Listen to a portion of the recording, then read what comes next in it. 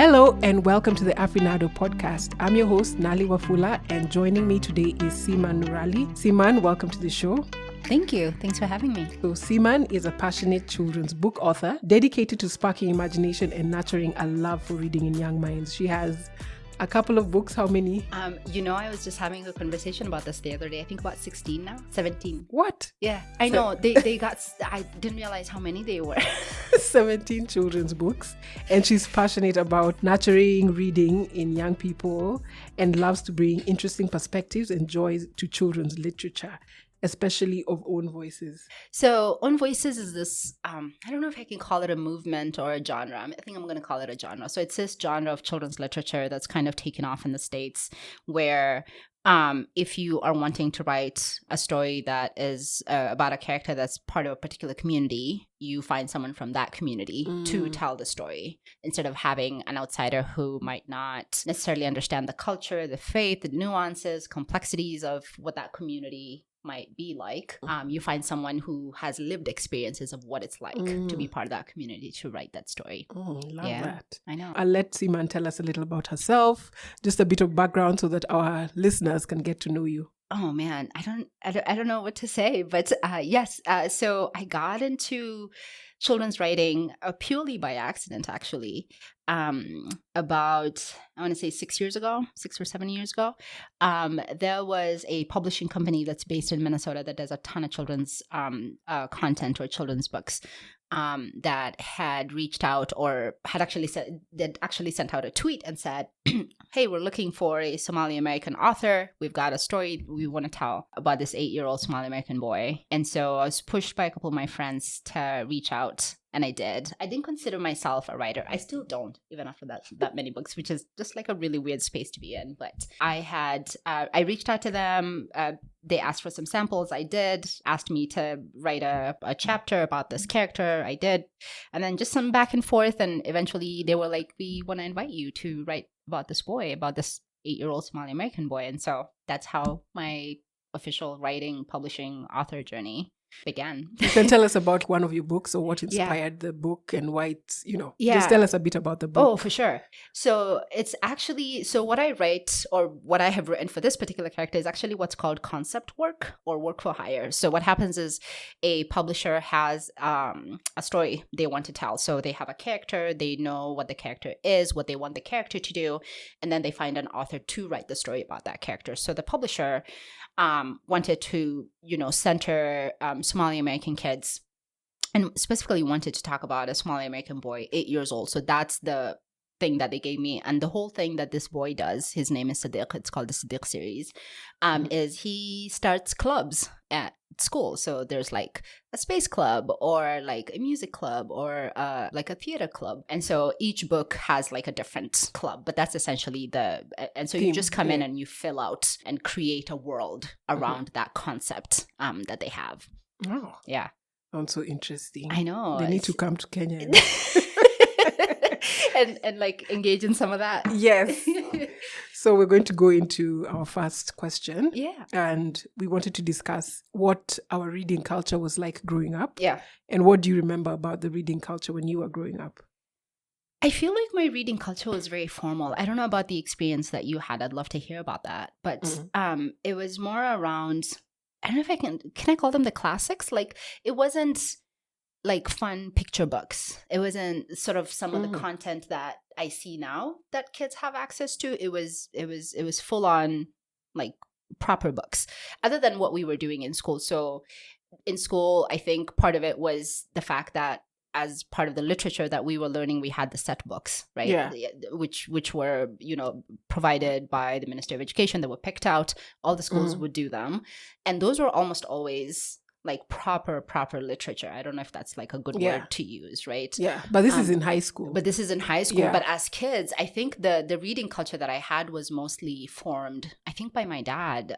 So he used to travel a lot. So I would just read the books that he brought. For some reason, I think one time on his travels, he found, do you remember Asterix and Obelix? Yeah. And Tintin. So those were the two. And then I got into comics for a bit, but also then got into quite a bit of fantasy, like C.S. Lewis. I didn't really have a whole lot of, I think, access to necessarily African literature, because African literature was a bit more grown up. Like it was more adult centered than it was for kids. Except, what were those books that you and I used to laugh about? No Feast for Mr. Kyundu. Yes. Those were, it was like those a were series. Longman. Longman. Those That's Longman, what it was. and then there was something else. I think actually it was Longman and Heinemann. Yes. There was like a couple of companies that printed kids' stories, but like from an African perspective, like a folktale type of. Yeah, there were folktales, and there were also kind of like fables. There was a lot of like a lesson. Lessons, yes. That's what like I no remember. feast for Kyundu was just don't be greedy and try to go to all the parties. I know. Stop having FOMO. So do you know what's so funny is my kids weren't born here. My kids were born in the States. And so I've tried to kind of give them like a well-rounded experience of both countries. But it's so hilarious because I'm like, I really, really want to teach them about like No Feast for Mr. Kyundu. I can't find it. I've been looking for a copy. It's there. Is it? Yes. Where? I need to find a copy. It was at Textbook Center. I don't know if they still have it. Okay. But I'll check if I have really want to get those books. I bought like 2 or 3. I was so excited. I was like, oh my gosh. So I got like 2 or 3. And then there's also like Sungura. I have one Sungura book, No Feast for Kyundu. Yeah. Which actually had other stories. In there? In there, yeah. Okay. Kind of folktales and all that sort of, like also the lessons type of stories. But yeah, they came into print. I don't know if they're still there. Yeah. But I feel like we can still talk to Longman and get them because they reprinted them. I now have sort of a nostalgia for those books because and I really want my kids to experience them. Do they really? Yeah, oh my gosh. Which made them like so. I was just like, oh, I was one enjoying it more.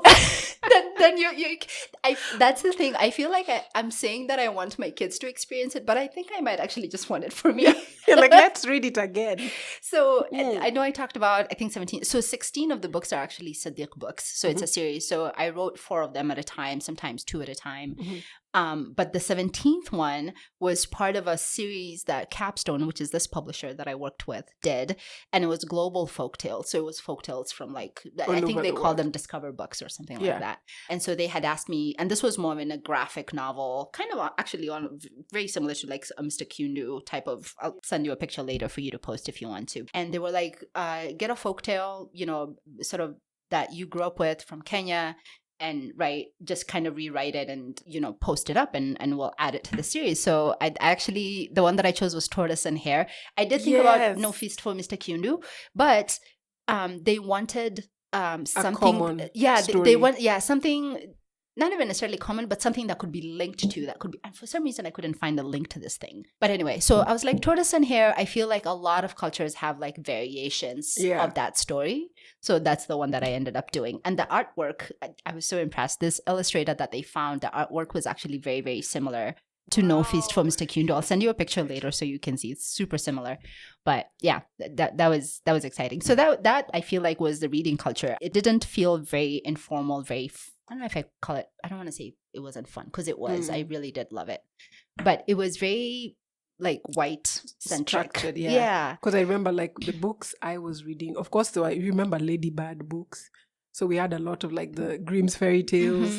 Like my Archie favorite comics. was like Pinocchio was one I loved. Yeah. And then Enid Blyton came onto the scene. Yes, Famous Five. And then you had like Nancy Drew and Hardy Boys.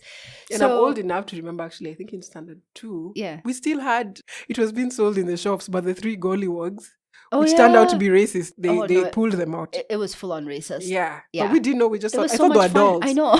So but that's the thing though, to is that some of the stuff, like once you grow up, you're like, oh wow, that was super problematic. Yeah. But you're a kid. You don't even the teachers, I don't think it, so we had those books and they were like somewhere in school, I think.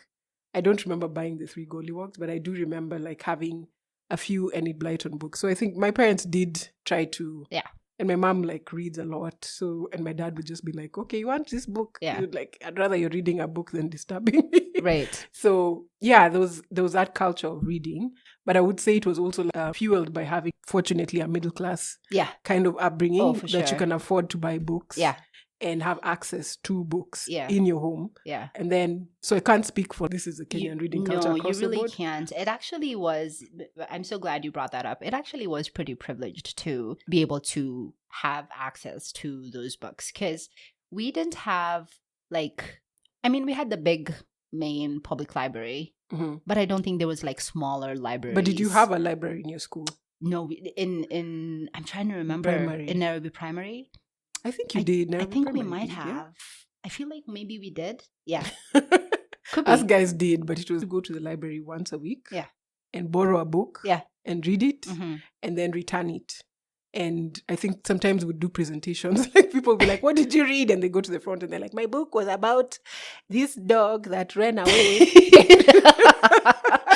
so there was a bit of that. And then, so we and the library was quite vast. Yeah. Like it had like really old books. But like you said, a lot of the books were like white books. No, they were very, very white Yeah. centric. So we got into like the Nancy Drews, the Hardy Boys. Like Archie comics. We didn't have the comics Oh, in the library. I got a Those lot were into Archie like comics. gold. Getting, I think, an Archie comic. It's like someone had to buy it and then Yeah. you borrow from them. Yes. Or your older sister had one. Yeah. And even Sweet Valley. Oh my God, I yes. loved Sweet Valley High. Like you couldn't tell me anything about those twins. I was just like, this is the best So book. what was hilarious, and actually what was, I think, probably a sign of things to come, I hated. I read them all because I was obsessed with reading and I really just would read anything. And those I Sweet could. Dreams. Remember Sweet Dreams? Yes. And so I hated them. so And primed. I know. And to this, I think I am a snob because to this day, I'm like not into like, I don't know, like romance stuff. They were just there. I know. It was They were weird. available and then they used to be like, they were quite short. It wasn't like a It was long very book. short. Yeah. And had a satisfying end. Everyone Yes. is happy at the end. Yes. And I remember we discovered this in high school. All the Meals and Boons Mills were and like Boons. I couldn't stand 196 those. pages. Were they all? Yes. I love that you remember that detail. We were just like, did you know that all these books are 196 pages? Oh, I that is could fantastic. not stand Meals and Boons. Yeah. I think I like read Those are the one or ones that I two. was like, oh, there's a formula here. There is. They like and it was each other. the same exact And they hate each trope. other. Then they end up together. Yes. And there's like a bit of like, I don't know, those scenes which are romance, but also just scintillating enough for your teenage mind. No, like, I know, right? And especially a teenage mind in boarding school with nothing to do. And I don't know. Yeah, so those are the books. Yeah. And what other books? But then I do remember African books kind of being there. I think everyone had like the concubine somewhere in their house. Oh, for some sure. point. So, but that's the thing, though, is Because I it was think a set book. it was a set book Yeah. at some point. So Elechi Amadi, I actually really, really loved that book. Yeah, that book was good. It was really good. But I think part of what made it weird was the African It was literature. grown. Yeah, no, it was so formal. There was nothing, and there wasn't like a fun African novel, like. Oh, that there you- was. Was there really? Do you remember Pace Setters? Pace Oh my God. Setters were they were like a series of books. Yeah. And they had like all this Sounds action. familiar. Oh, I think They I had remember like action. They were like, it was like short books, but different different. It was like a series. topics or themes. Yeah. Yeah.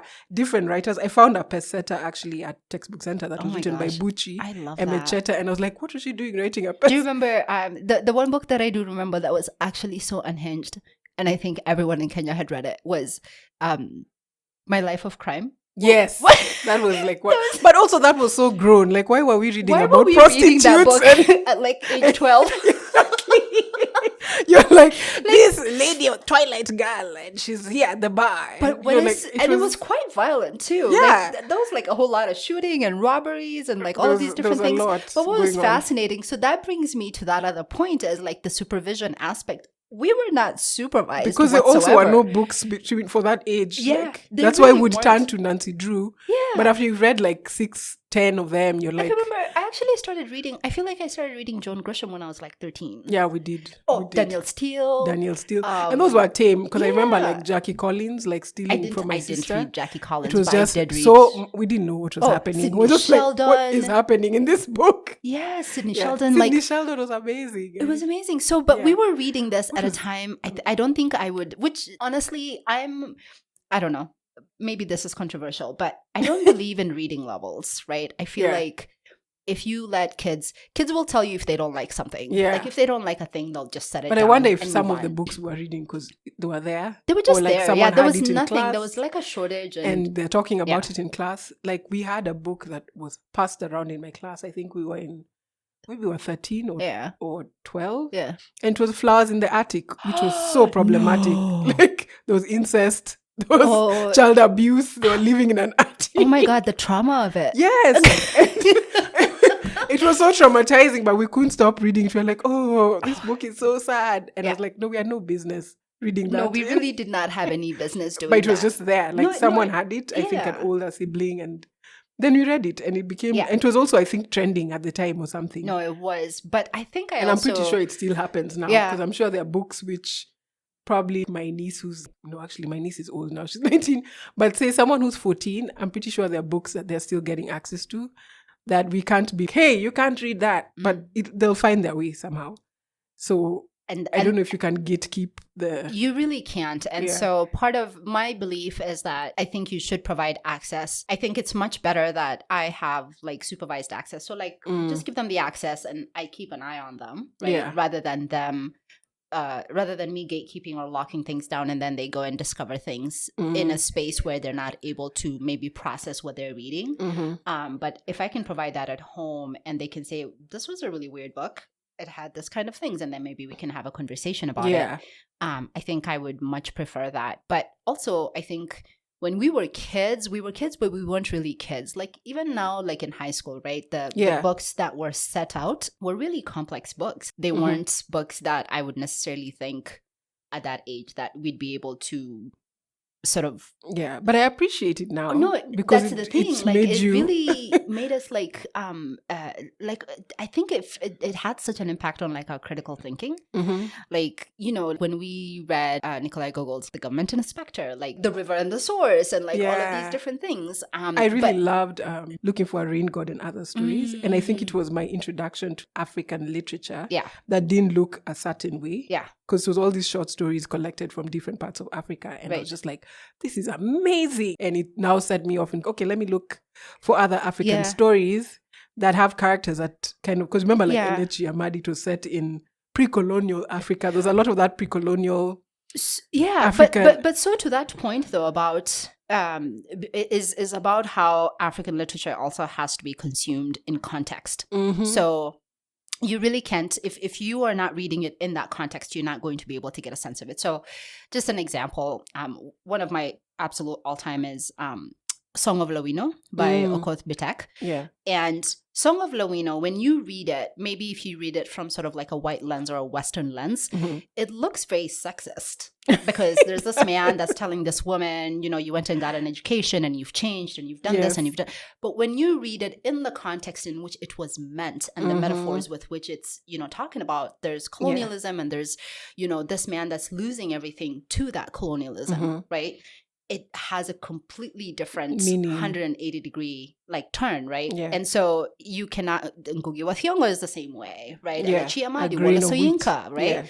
All of those stories are stories, but they require context and they require a deep understanding of Africa. Of what was happening at the time. The entire continent, before colonialism, during colonialism, and afterwards, right? Now post-colonial Africa, right? And there was like a running thread through all of that. And so I think that was probably one of my favorite things is it felt as if African literature belonged to just us. Like, that's true. You couldn't really grasp at what was being told in the story unless you were African yourself and had a understanding of our history 100%. Or had even lived it. So like one of the stories that really stood out for me in The Rain God and Other Stories was a short story. I can't remember now the writer of the story, but maybe it was Nadine Godima. And it was called The Toilet. And it was about this girl who loved reading. But she couldn't read at home because she was living with her sister who was working as a maid to a white family in South Africa. So she goes to a public toilet in the park and she's able to read as she waits for her sister to come from work because she also can't wait for the sister in front of the house. And it was so powerful because it was like someone who was our age at the time we were doing the book because she was a teenager. And I think that's what I connected with. Whereas I'd say a lot of the books we're reading, it's like the people in the stories were already grown up. Or if they're not grown up, they were living a life that you couldn't say it was urban. You know, so like maybe I think Concubine, maybe she could have been 16. But... you know, she's getting married off and, you know, there's like all this stuff that happens. So I think for me, that was like the light bulb moment of like, wait, African literature can reflect what is happening now. Yes, it was something that happened before because that was like colonial apartheid. But then it's like a girl like you. Right. And they're telling you Yeah. a story that you could place yourself in and be like, wait, I could be in that space. Yeah. So that was like so mind-blowing. Yeah. And of course, now you start searching for other stories like that and realizing, there's this whole other area of African writing that's not the formal, that's not too that's not literary male fiction. Yeah, there's also like a lot of male writers. There is a lot of male writers. Yeah, because all of the writers, like all of the ones I talked about are male. Of course, Wal Soyinka, Elechi Amadi, like all of them. Ngumi Wathiongo, who's obviously a giant. So it was, but it was still interesting. Like, it's not, I wouldn't say that I hated the books. Yeah. But it used to feel sometimes like, wow, this is so, they're really going through. And it felt more like intense. You had to, like you were being taught, like you had to have a lesson. Maybe that's why, because there were set books, so they came with that baggage of like... They did have that baggage of you do actually have to properly critical think. And think deeply about it instead of just like having it be surface level. But that's sort of then what we discovered later on, right? Like when you become an adult, is you get to pick and choose whatever. Sometimes you just read stupid stuff. Like the Source was also like, I found it really funny. Yeah. And she still also had this whole epic journey from the grandmother to the teenagers to like university. Yeah. And that was still interesting. So yeah, I feel like there's been a slow moving progress. But I don't know what's been happening lately. And part of it is also because I've been gone for a while. But what does the scene look like now? Like, are there... The scene, I feel like, it's growing. And there have been, not a bunch, let me say a couple of writers who've come out. So you have people like, why are names escaping me? This always happens to me too. I remember the title of books, not the names. Yeah. But we do have like this, so there's people like Wanjiru Koinange, and there's writers that they're quite successful. Yeah. In terms of like their books have been read, people have become familiar with their books. They've won awards, that sort of thing. But we also are seeing a new culture of people publishing their own books. Yeah. Because we don't really have like a publishing industry. Kind of, yeah. So instead of waiting for a big publishing house or a smaller publishing house and sending your book to them, you're like, let me just write it, edit it, or get someone to edit it, and then publish it and put it out there. But that has also, I think, been fundamentally the issue, even outside of Kenya, even like in the States, in Europe. You'll find one major writer or a few major writers from like a certain ethnic background. And then you'll say, oh, these are these. And then so the established people keep getting published and the sort of new, young, upcoming don't get that exposure. So all of those authors that I talked about, the African authors that I talked about, those are sort of like the well-known ones. You just keep going back to the same authors. They're established. You don't have to put in the work with marketing and things like that. But what happens when they're gone, right? Yeah. And you haven't nurtured any new talent. You haven't uplifted, because there's tons, and you cannot tell me there's a shortage of talent. There's not. Yeah. Every time I pick up a book, and I'm in this book club, but we really try to pick books from different parts of Africa. Yeah. Because we realize like also there's this tendency, I wouldn't say tendency, but I think because of how successful Chimamanda was. Yeah. And also the legacy coming from, already she's from Chinua Achebe land. Yes. Wale Soyinka and all that.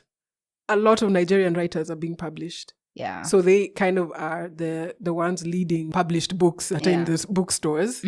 For African literature. So if you go, you'll find like 5 Nigerian writers and then maybe a few from other parts of Africa. So it's okay, we've really read a lot of Nigerian books. Can we try and, even the one we are doing, I think this month is actually a Nigerian writer, Abidare. But you're like, we're trying to expand and read other writers from other parts of Africa. Yeah. Or even just, like the Caribbean writers or diaspora. But we just realized there's been an influx, I think, ever since, the Chimamanda effect, maybe I can call it that. No, definitely. Yeah. But that's also and it's not that they're bad writers. They're like very many good writers. All, no. Yeah. But that also has to do with what I kind of think of as white guilt, right? Because it's kind of hip to be like, I'm reading an African author. I'm reading Chimamanda, right? Yeah. Like, have you read it? Like, right? And like there's white women book clubs, which that's not a diss at all. Also, I have feelings about book clubs. I don't know if we have time for that, but famous book clubs or just normal book clubs? I refuse to be part of book clubs. I feel like, I don't know. It's weird. I'm waiting for someone to change my mind. I feel like when I read a book, when I experience a book, when I read a book and immerse myself in it, I feel like that is my own experience. And I think with as any art form, what you take away is what you take away. Yeah. Like people are going to look at a painting, 5 different people are going to have 5 different opinions. So I feel like it's the same with a book. You know, you might be connected with one character more than the other aspects of the story. And I feel like I don't want that infiltrated by somebody else's experience of that story. Like I just want to keep my own experience of the book. Okay. So that's fair enough. For us, I think I enjoy you enjoy seeing the discussion, the different perspectives and then realizing that wow, I saw this scene totally differently and this person thought it was this. Right. But also for me it was about creating a community around reading. Yeah. Because I did have friends who are like, I'd really love to read more, but I just don't have accountability or an accountability partner. So that was part of like that can also help. But I also don't like stick to it. I'm not, because we're reading this, I can't read anything else. This month, I think when we were choosing the book, I wanted to read Abdul Razak Guna. Yeah. And I just bought it anyway. I was like, I'm going to read it anyway. I'm not going to wait for you guys. I'm going to read this book. Do you read multiple books at the same time? Because I do that. Yeah, I do. Or do you finish one and then you're like, sometimes I finish, sometimes I start, and then I'm like, oh, this one is so good. Then I finish that one and then come back to the other one. we are all in the same WhatsApp group. All in the same WhatsApp group. Some have not opened, some I'm still struggling through. We talked about reading culture growing up. What was your favorite book growing up? I don't think I necessarily had a favorite. Or one that made an impact or oh my God. So, and I think if any of the people who know me who are listening will probably know this, but J.R.R. Tolkien, which unfortunately is not an African writer, but a very white British man. When did you read it? How old were you? I think I was 12 when I first read That's it. That's fair enough, because we didn't really have many books. And so when you get hold of one. Before him, I think my introduction to fantasy was C.S. Lewis. So the Chronicles of Narnia.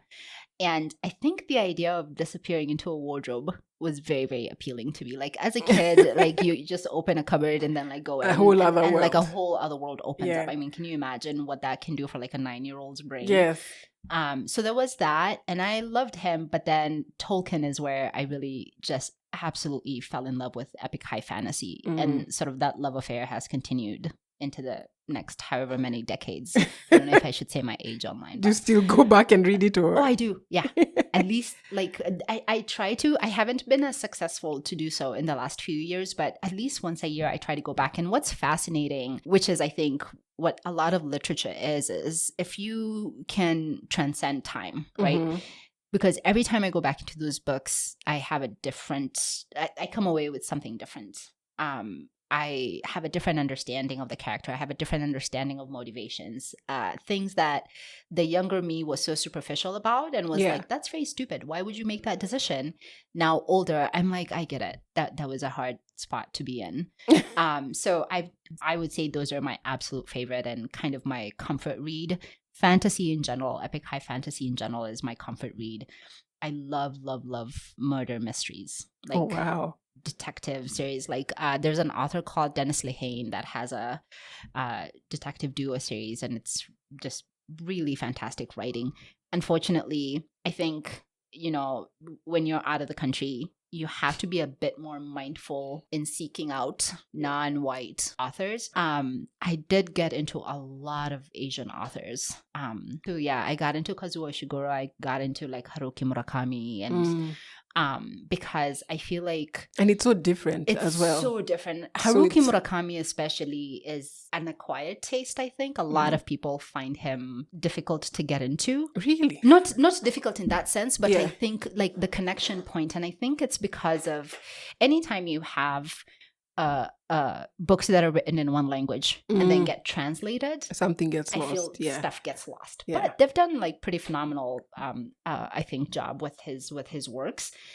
I find them to be incredibly profound. I don't know, but again, like I said, people will like what they like. Sometimes people don't like heavy reads. Folks like just light reading. That's my Abdul Razak. Yeah, right. You're like, I'm like, guys, you don't want this one? No. You're like, no. We don't want sadness and it's Friday. war. I've had a long week. I would like something very stupid to read. Do not want light to have read. an existential crisis over the weekend. What? And it is kind of a heavy book, the one I'm reading currently, because What is it about? It's about You have to send me the list. It's actually a couple of their characters in the book. Yeah. But it's set in Zanzibar during the German occupation, Okay. colonialism. It's really good. I'm enjoying That's it so awesome. far. Let's get back to where we were. We could talk about books forever. Oh my God. I know. When we I could- was thinking about coming on, I was like, we're going to talk for 6 hours. Yes. Because Let me even check. Wait, I think we've even passed the time. So we finished talking about the reading culture in Kenya. And we haven't really talked about it because, of course, we haven't touched on like what it must have been like having a reading culture in a rural environment that doesn't have like easy access to books. Yeah. It's probably very different. And we can't really speak on it. And even the way we know like urban youth in Kenya read more or have more access to a lot of things compared to guys in the rural area. So it's now looking forward, what can we do to nurture a reading culture? Yeah, in Kenya. And I've seen a lot of people taking the initiative to start like libraries in rural areas. I think I know of 2, one in Kisumu. There's also Jason Runo started one in Nyahururu. There's like a push of us realizing if these books aren't available, people wouldn't get that joy of reading, especially young kids. And then the influx of phones. So you're competing with this whole exciting TikTok world. And you're like, hey, here's a nice book you can read. Right. Yeah. So what do you think we can do to build? Probably just leaning into that digital media. So if they're already on their phones, instead of being like, hey, put down your phone, here's a nice book you can read, maybe they just read the book on the phone, right? I still don't know how that competes with social media because I feel like that has such a chokehold on everyone. Honestly, it's not just kids. I think even adults. We're struggling. Everyone is struggling to like, get off of it. Get a phone that's, those bricks that don't have anything. Right? So you're not distracted. When it comes music, like you just a torch and honestly, phone calls and text. And even the text, you have to you know how you press the button because like one button has 3 letters and it takes you like 20 minutes to do one text and you're like, no, you know what, this isn't even worth it. I'm not going to do this no more. So it's such a fight. We used to have not used to, it's still there. But in the States, they have this concept of like a neighborhood free library. So a lot of folks would just have this kind of like box apparatus or structure just outside the home. Like it looks like a mailbox. So I decide, these 10 books are cluttering. My kids have read them 1,000 times or I've read them 1,000 times and I just pop them in there. Yeah. And someone else will come along and have 2 books that they're trying to get rid of. So they put in 2 and take, so it's like you're swapping the It's like a books. swap, and it's kind of an honor system. And it doesn't matter if everyone just comes and takes all the books because that's the whole point is you're donating them. But the point is to have enough of these out. So I don't know if something like that would work here. I have gone for book swap events. And that would... But it was adults, like it was... Yeah. Yeah. But even in the school meeting I was in today, they were actually talking about, hey, can we just exchange books as parents? Because I have like all these books. Yeah. And we're already a community. Right. I'm sure people have books that my kid hasn't read. So that could be something that you can start. I've heard people say like it's really hard to find. Again, I think we covered this in the beginning is kids books, African kids books is really, really hard to just get. I feel like that has not been expanded enough. And so even if we were to get kids into reading, likely we would not have the right level, which is why I'm kind of anti-reading level, but you would not have, let's say, quote unquote, appropriate books for those age groups. But I think the concept of the neighborhood free library, I think, is a little bit easier than having like a brick and mortar building. Yeah. That you have to build and you have to sink all this money into and and then it's physical and it's located in one place. So this is why I was thinking about just pushing kids towards sort of ebooks. I think that's kind of the halfway compromise. Yeah.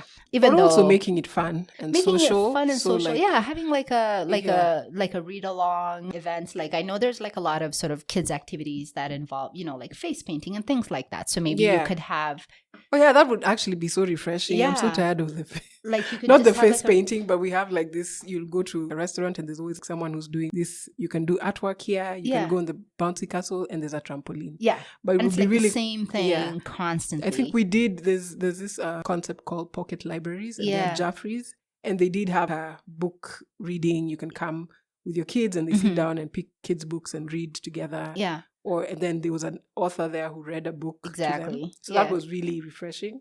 But you see, again, it's privileged. That is 'Cause to absolutely go to- privileged. yeah. Because that is Who has only access to open. Jaffrey's? It's in Yeah. the middle of Lavington. And it's not even just having access to Jaffrey's, the ability to get to Jaffrey's. Yes. Like take them to lunch. That is highly, highly privileged sort of scenarios. And so, and what we are wanting to solve for is to bring that experience to all kids, because you shouldn't have to be shut out of which I think is what I like literature and about stories. the libraries I was talking about. So one of the libraries is by the Adero sisters, one of my friends.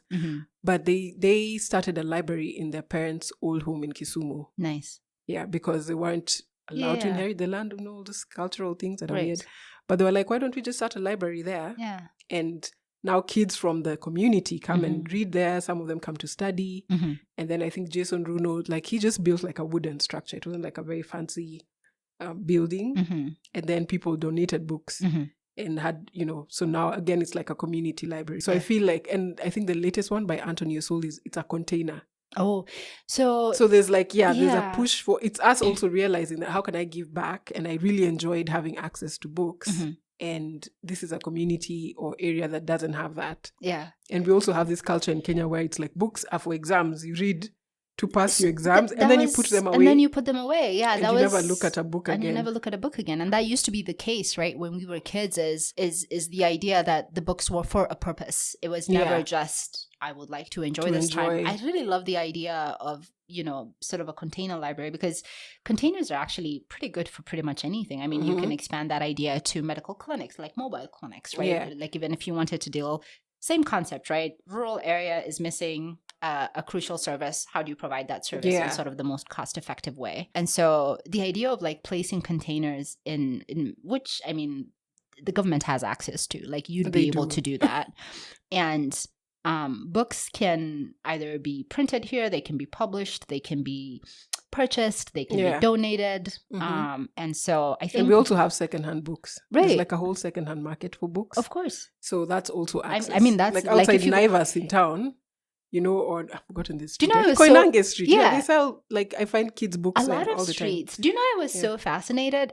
I remember that practice from when I was like a itty bitty kid in primary school. Books that you don't find anywhere else. That you don't find anywhere else would be There's there. one my mom and got they me are and still I'm like, there. And I'm like, this is like 30 plus years of just this market ongoing. Yeah, and they're affordable actually. They are. If you are someone who's working, a working class individual, the book is like maybe 150, 100 bob, 200 bob. Yeah.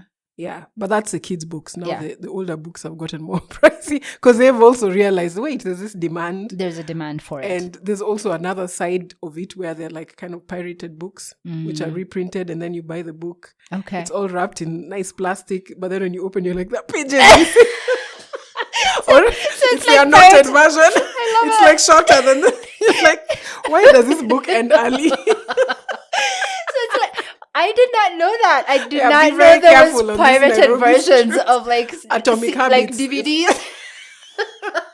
Those popular self-help books, you're like, wow, so nice and shiny. Wait, you open the paper quality is a bit. It's a bit weird. Why are It's the like words when ending? you would buy a DVD of like a movie and you're like, I can't wait to watch this. And you go home and it's like some weird like Bollywood it's from in a like different language. 1954. A different version of the movie you thought it was. Why? Oh my This god! is a Nigerian movie, and you're pretending it's This is Top Gun. This is some of my absolute favorite stuff about like just being Kenyan. We're like super unserious people, and I adore it. I love it. But yeah, no, you're absolutely right. I think that being able to, I mean, even being like those folks, and those guys have their stuff out like on the street, like they're basically hawkers, and if the government can even create an avenue for those people to have legitimate areas that you create for them to be able to sell their books at those prices and keep it affordable for honestly a large majority of the country. I know we like to think in the grand scheme of things we're doing a whole lot better than most of the continents. the Kenyan exceptionalism. Kenyan exceptionalism will kill us. But no, it's one of those things where like quite a large majority of the population is still not able to afford basic stuff. And so Yeah. the idea of spending even like 150, which doesn't sound like a lot of money, but is absolutely a lot of money to somebody that makes maybe just 5,000 shillings a month. Or is paid by day. Or is paid. Yeah. Yeah, So- and has to like pay for school fees for those kids and uniforms and shoes and pay rent and food and all of these Yeah. different things, and then somehow still have money left over and make a decision to Yeah. spend that money on books. I think that's out of the reach of a lot of people, Yeah. more people than we would care to admit. And so I think the responsibility lies hopefully on a collective awakening to creating real community. I know we Yeah. talk about, we have community. I don't No. think we do. Yeah. I think I'd people have really become love to individualized see, a lot more. yeah, like community libraries, Yeah. like even just neighborhoods, different Mhm. neighborhoods, each having, yes, a container, like Yeah. you're saying, of your kids can come here, borrow a book, or Mhm. sit here, read their books. Yeah. And it's like a peaceful space. Yeah. And then you can, go home and whatever. But Yeah. it would be lovely to see. Right. If you're somewhere, say, Kangemi, Yeah. or deep in Kawangware or Yeah. Kibera, Yeah. is there a place I can go and like read a book, Yeah. borrow a book, and there's like a storytelling, there's like activities around that, even if it's after school or once a week, Yeah. that would push that. I think that would be really lovely to see. Maybe there are also initiatives already, Well, but I've not. and a lot of the time it doesn't have to be super complex. So I did I remember I did a couple of events. So when I published like the Sadiq books, I would get this invites to do like author visits. A lot of like most of those books like were being sold in schools. So Capstone's publishing caters to schools a lot of the time. Like that's their huge market. And so a lot of my author visits were with classes in school, but occasionally with county libraries. So I had a couple of events where they have this thing where it's like a huge, they make like a big deal out of it for the kids. So kids who are going into kindergarten that next school year are invited to like a county library. And this like, it could be like hundreds of kids, right? And they make a big deal out of, you get your first library card. So they come in. Yeah, I that's know. sweet. It's just like a bunch of 5-year-olds who Yeah. are like signing up for their first library card, and like they make such a big deal out of it. And there's, events, and they get some authors to come in. So I did one of those events. Yeah. And you just do like a read along, and then they make a day of it, and it's free, right? You don't get charged for the library card in the States, and well, in Minnesota, I shouldn't say the States. I don't know what the other states do, but Florida, we're looking at you. Anyway, let me leave no, them alone. that whole state, it needs its own podcast. No. So they would and just and get kids excited about, oh my God, Yeah. like look at I this can big go to space. the library. Yeah. And libraries in the States are actually, I don't know if it's the same in Nairobi, I should probably check it out, but they're more than just like books. Like you can, Yes. they have like computer stations. You can fill out a job application. You can print a resume. There's like, you can even check out activities Yeah, around there's activities. There's all kinds of stuff. childcare. Like Yes. it was, I remember there was this one library in London that I went to that had daycare. Daycare? Yeah. It had a swimming pool. Oh, It wow. had dance That was- classes. Oh, that It was was like a fancy. huge building. Huge building. Huge It building. was called the Marcus Garvey Library. So even Oh, the okay. books there were black oriented. Oh, I You're love getting that. like, it was Yeah. just, I was just, I want to live here. Can I know, isn't Yeah. it? I But you could honestly see would. it was a community It was a center. right, Yeah. exactly, and that's what a lot of libraries provide, is like that sense of community. You can come in with your kids after school, but I really like that idea of creating a whole day just for kindergartners to Yeah. officially get library cards, make them feel important. grown up. So grown up, you have your own card. You don't have to rely on your mom to check out a book for you. Yeah. And that is something we could honestly recreate here, Yeah. right? And make, I don't know, we should talk about that. Yeah. We'll see me at the back of the tent. So Tonga. So we make a plan. yes. Now we want to talk about the future of African kids' books. Yeah. We've looked at how the books we read and, the different influences that were there. Yeah. And what do we see is a future of African kids' books? Personally, I've seen a lot of fantasy, Okay. leaning into fantasy. Yeah. And maybe it's like Wakanda related. Yeah. Like, I think since Black Panther came out, there's been a lot of like, hey, we need to also we have our own folk tales and all do. that. And I love Yeah. that. And also there were folk tales those days. I don't know if you remember that weird folk tale of the girls who followed these handsome Oh yeah. warriors in a forest, and then And then the back of their heads had Listen, let me tell you something. African folktales was scary are the as hell. most terrifying. But so this is the thing though. This is the thing.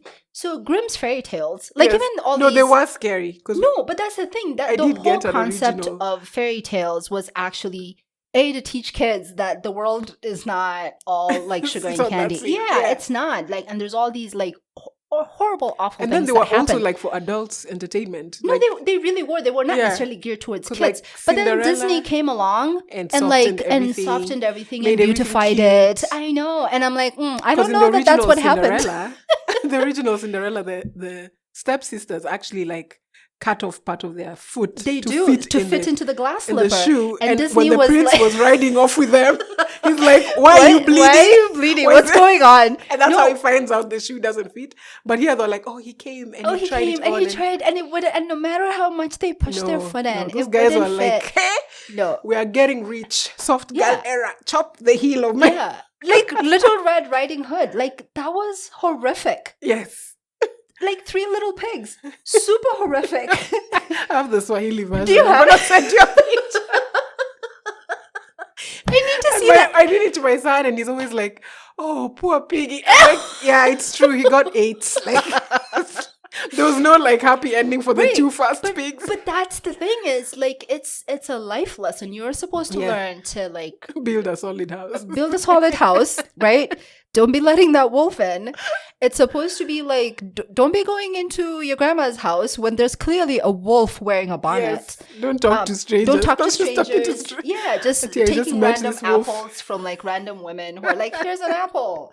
You may eat it, and like dying. Like, it's I know. insane. And African folktales. Actually, I feel like they're actually more graphic because No, they were very, yeah. this giant came and ate everyone in Yeah. the town. But And isn't then that the most the hero- African thing, though? The hero came and cut his toe, and everyone came out.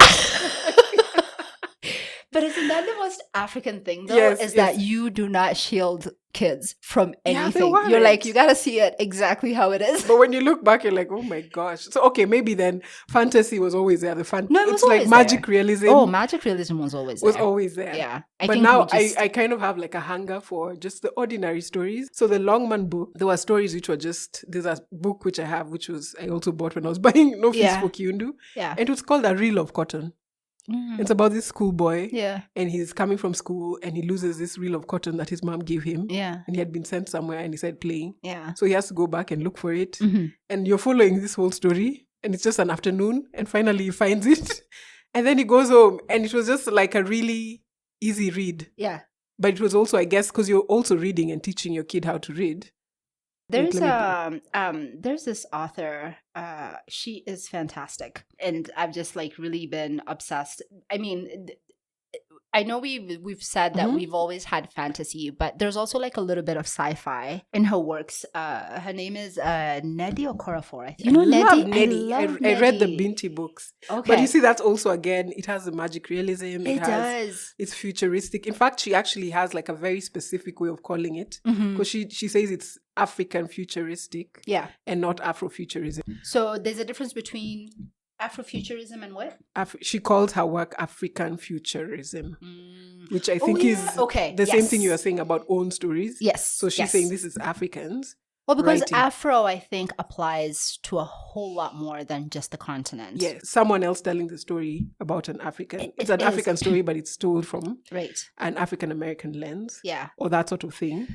So it's that's a whole other podcast. No, we actually do need to talk about that as Yeah. the difference, because I remember so when I left Mhm. here and I went to the States, and technically you couldn't tell me apart from African Americans, right? So, and actually, like, anytime I would fill out a form, there wasn't a designation for just African. They've now started adding that in like hospitals and things like that, but it was just your options were Black, African American, right? So that's what you would select. Yeah. I didn't identify with that experience because it's a completely different experience. Mhm. In Kenya, I had experienced tribalism. I'd never experienced racism, Yeah. right? But then I went there and there was this new where I wasn't the majority anymore. And in Kenya, I had been the majority. Right? Yeah. There was like Which you're very not few- noticing. Oh, which I'm you don't sticking out. notice. Like Yeah. Kenya was my country. And then I went to this place where I felt like a visitor. Mhm. But then was also going to experience the same sort of biases that all of these folks, and their experiences are so vastly different Yeah, from very ours. different. Like Jim Crow and slavery is so vastly different from colonialism. Like, you can't compare the two. They have just their own pathways. And so Black Panther, I think, yes, based in Africa, I think they had a lot of like, costume designers and all of these people that like really looked into African culture and things like that.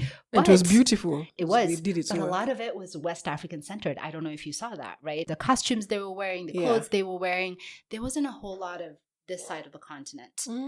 I think there was only one, the guys with the plate. With the plates, which is the Lake region. Yeah, so the I think it was the river tribe back in Lupita. But it was like one, just one elder. It was one elder. Yeah.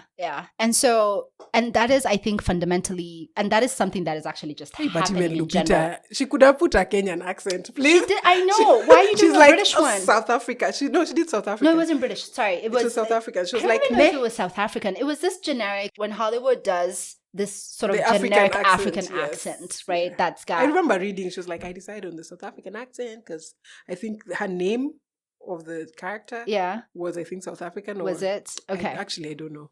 But I do remember her saying but I was like, but you could have really done such a nice Jango but what's fascinating, accent. Right? Like, especially because really she was from the Lake region. Yes. Like, she actually was from the Lake region, like in the movie, that is. And then for real, she is from the Lake region here. Yes. But even when when the movie's opening up, like where they show in the map, it's kind of more East African. It was. It's kind of felt like it was even Congo or somewhere. Somewhere there, like maybe closer to Rwanda, Burundi area. There's this Kenyan dude in the States who's done a whole video talking about how Wakanda is actually Mount Kenya. No, honestly. And I was like, okay, dude. You're doing a lot. So much. And of course, there are people in the comments like, yeah. So you know how Kenyans spark in comments. Jump. Yeah, I was just like, guys, relax, please. But that's the thing, though, is like even the African identity is still an interpretation of the white man's idea of what African identity is, right? And so that is always determined by whatever is big. And so I think specifically within West Africa, I think because Nigerian music, Nigerian clothing or fashion industry, Nollywood, like that's what is much more emphasized on the continent. And so that is what is more accessible to they're very loud about it. And that is what the world sees. And so the world kind of conflates those two things, is Nigeria and Africa are essentially even the accent you're talking about. The accent, it's very much a West African accent. Yeah, it's very much like a Nigerian. When African American comedians do a joke about the continent, it's a West African accent. It's a Nigerian accent, right? So, because that is their idea of what Africa is like. Now, I understand that because most of the slave trade did come from West Africa. So a lot of those people trace their roots to the West African part of the continent, but it leaves out the rest of the African continent. Of the African like countries. Even like slave trade. Yeah. There was still slave trade in East Africa, in the Indian Ocean coast. Yeah. And I think the slaves used to go to Arabia. There are some black people in India. No one knows how they got there. Yeah. So, but it's never like explored, you know? No, we don't talk about it. We don't talk about it. Yeah. And it's just so interesting that we kind of, I think, conflate Africa has this one experience. Yeah. It just boggles the mind sometimes. We are so different. There's so many different aspects of being African. Yeah. Even within Kenya. Yeah. Because we're talking about like communities, different communities. Right. Then the urban, rural, then even in the rural, But even like, I know we think, what did we just celebrate? 60-something years of independence, right? I know we think we're so far removed from sort of the effects of colonialism, and we're not. So do you remember as kids, if someone shrubbed? It still happens. It's still nowadays. Happening? Oh my God. Is that still a thing? Because I remember it used to be we would make fun of people like who we felt like had accents, right? And it's like I remember it turning around. There was like this weird thing of first it was funny if you had like an accent that was very clear about where you're from, right? You know, so if it's a Kikuyu accent, if it's this accent.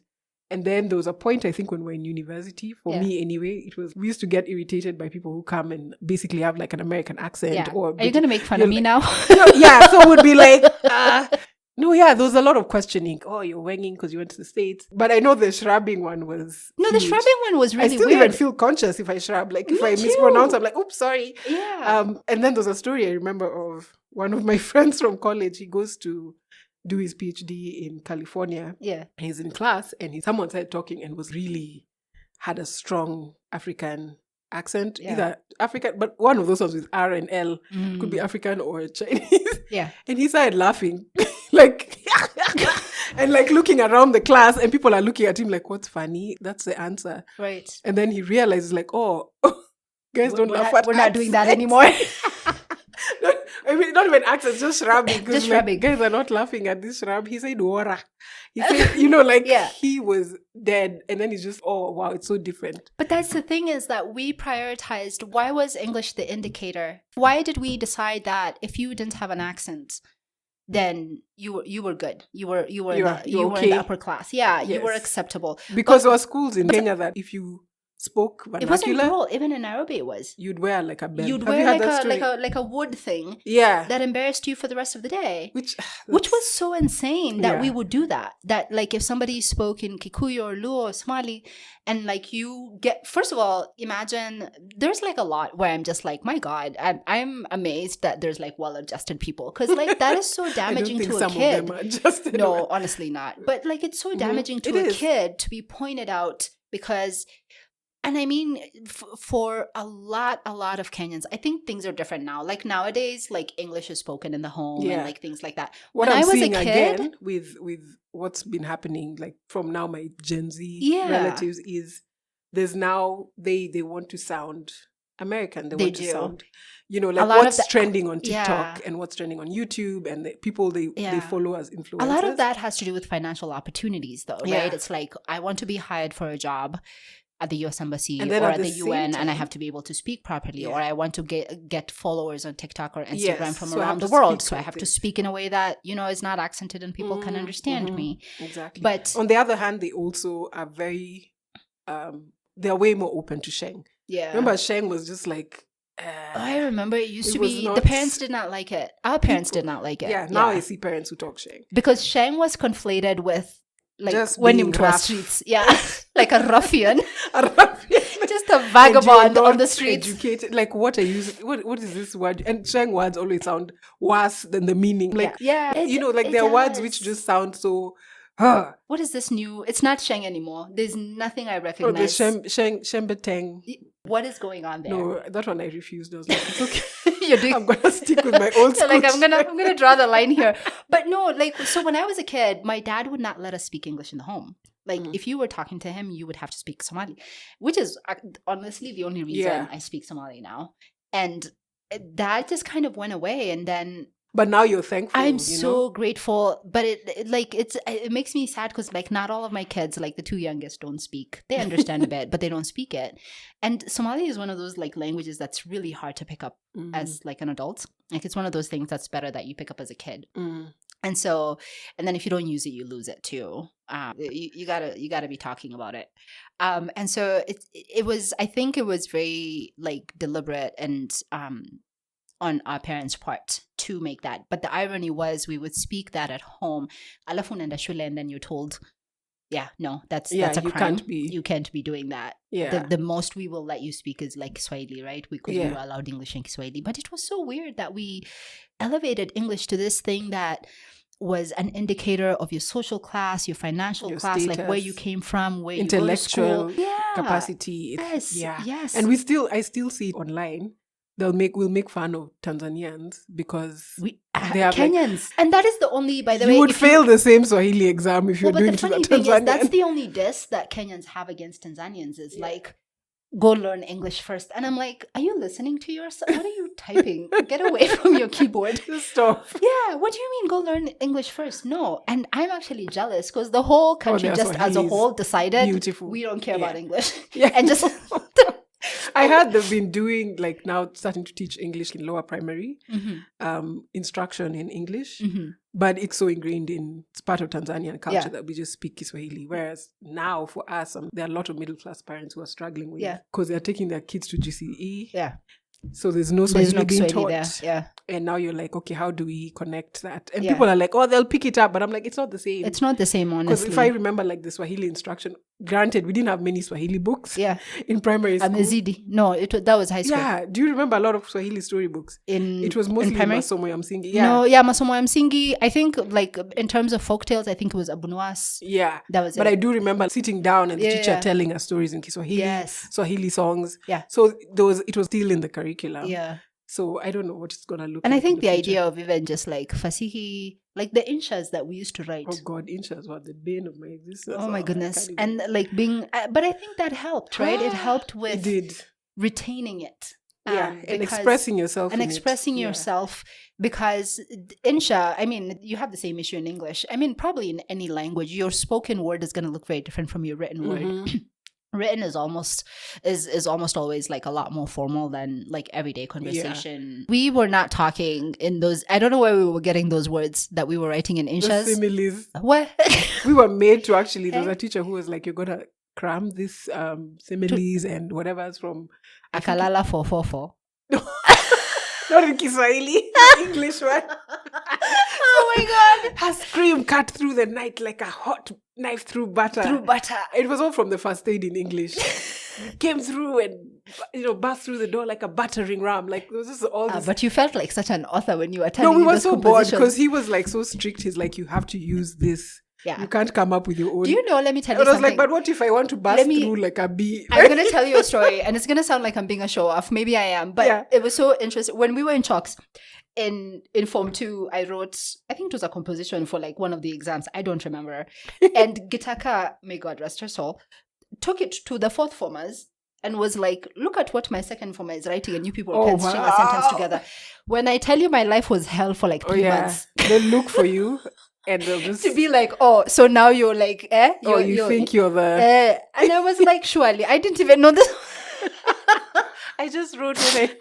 I was trying to pass the exam and not like, and take like a good grade home. But why did she show your name also? Imagine. She was always doing the most, but she was a good teacher. She was. But she was doing a lot. She was doing a lot. It's like, guys, look what your mates are doing, younger mates. I know. She literally went and said, and she was like, you people should be embarrassed of yourselves, like all these younger kids are doing better than you. Painted on your back. And I'm like, do you understand? Look at what you've done to my life. It was getting sneers.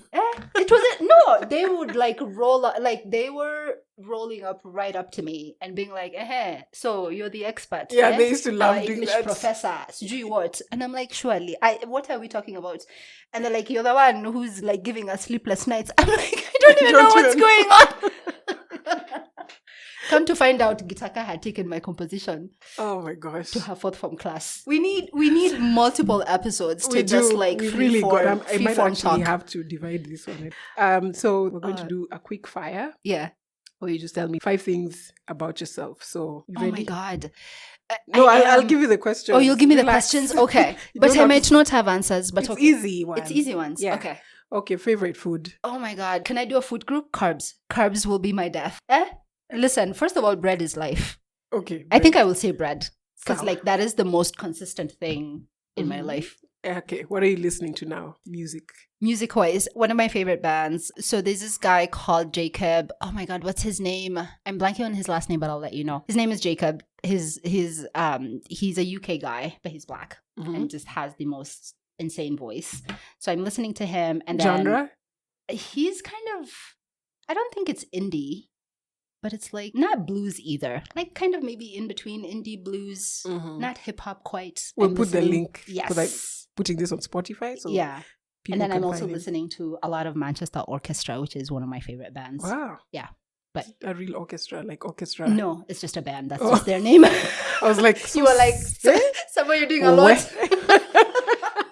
I need to go and refresh my settings. It's the name of the band. And what are you reading currently? Oh my God. I'm actually doing a reread of one of my favorite books, Vikram Sath's A Suitable Boy. It's this like huge sort of tome of a book, multi-generational, just absolutely fantastic story. Highly recommend it. So that's what I'm reading right now. What are you watching? TV show or movie? Or want to watch? Or want to watch. I don't know. I'm doing well. Anyone who knows me knows I'm a George R. R. Martin fan. So House of the Dragon just wrapped up, so I finished that. People have a lot of thoughts about it. I'm not going to go into it, but I finished that. There's a couple of like Scandinavian like murder mysteries. I feel like they do their murder shows a lot better than Hollywood. Anyone else. Like Mambaza Suji solving a crime in 45 minutes in one episode. No, these shows will take 2 seasons to just like solve the one murder. There's like character development. There's backstories. A case is stalled for like 6 months. So it just feels a lot more realistic. So I always watch a lot of that. Okay. Favorite place where you want to go and relax? My room. Your room? I'm such a weirdo. It's fine. I don't know. It's very, very comforting because, the public is not there and nobody bothers me and it's very quiet. And cozy. And do you like invest in duvets and pillows? I do. And it's just my space. And like my kids who I love, God bless them, are very, very respectful. So they don't come and bother me unless like either I call them or if they want something, they'll just knock and then wait for me to get them to come in. So it's kind of like my little sanctuary. I could definitely see myself not leaving if I could just have everything there. If I didn't have to interact with the world to like get things done, I just never leave the room. It's so nice. Yeah. Thank you. I love it. So yeah, that's it. That's it for our show today. Thank you for joining us. Thank you, Siman. And we'll catch you. She's gonna be coming for other topics because clearly we realized I think we even went over. We really did. Also, but, I've bullied Nali into like letting me like come onto the show. You were already on the list. Don't worry. I was like, when are you having me? So I just want everyone to know that she's, I forced her to do this. No, she's, her and I have been friends. How long have we been friends? A long time. A long time. Let's not say anything. Let's not say the age. Yes, let's not say the age. We're young. We're the youth. But yeah, so like a Kenyan politician. A lot of this was honestly just like we need to have multiple episodes of just yapping about olden times. Yeah, we have a lot. So thank you, and I think we'll wrap up here, and we'll catch you next week. Links to her books, I think I'll put down below. I don't know if they're available in Kenya yet. Well, they're on Amazon, which I'm not a big fan of Amazon. I'm sorry. Yeah, so yes, I'll share anything and everything about the Sadiq series, and if you can order them, I'm sure you can because there are ways people can order and get them online. Yes, you can get them online. Yes. Yeah. So yeah, thank you, and that's it for us. Bye. Thanks for having me. Bye.